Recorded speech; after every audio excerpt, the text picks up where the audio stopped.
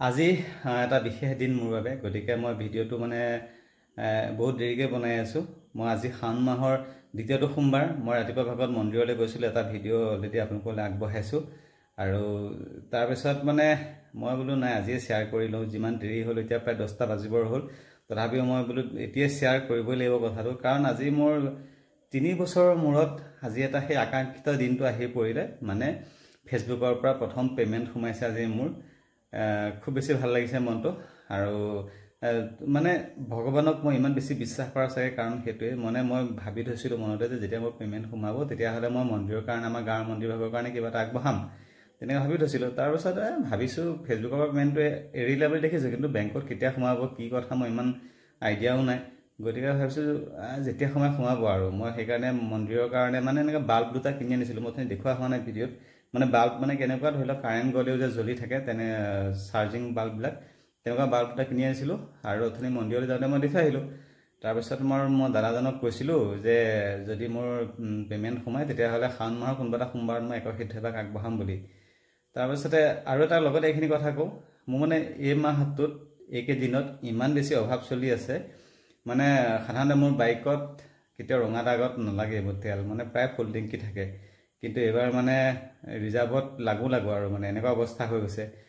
তো মানে তাৰপিছতে এই গোটেইকেইটা মানে কণ্ডিশ্যনৰ লগত মোৰ এই কথাটো মানে মিলিছে যে মই আজি ভাবা নাছিলোঁ যে আজি দুপৰীয়া যেতিয়া মই যেতিয়া মেছেজটো পাইছোঁ ইমান বেছি ভাল লাগিছে।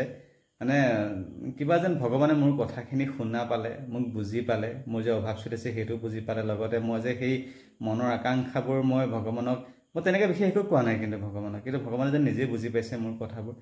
সেইকাৰণে মনটো বৰ বেছি ভাল লাগিছে আৰু ভগৱানক সেইকাৰণে ইমান বেছি বিশ্বাস কৰোঁ। আৰু মানে কি আৰু ফেচবুকত আহিছিলোঁ এনেই আৰু চখ হিচাপে আহিছিলোঁ।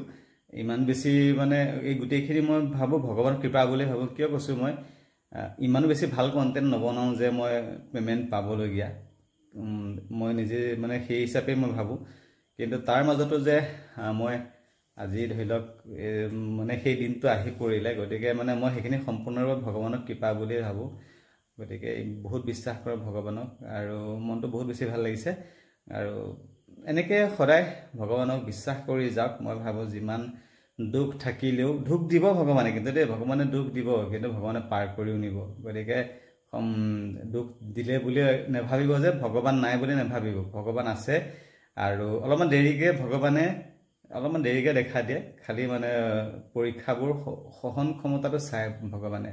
যদি আপুনি ভাবি লয় যে ভগৱানে মোক ইমান দুখ দিছে সেইবুলি যদি ভাবি লয় তেতিয়াহ'লে মানে চাগে ভগৱানে ইমান বেছি মানে তই তেনেকৈ ভাবিলিয়ে যেতিয়া আৰু উপায় নাই এনেকুৱা নিচিনা। আৰু বিশ্বাস ৰাখিলে মানে তেতিয়া ভগৱানে চকু মেলি চায়, সেইবুলি বিশ্বাস কৰোঁ আৰু।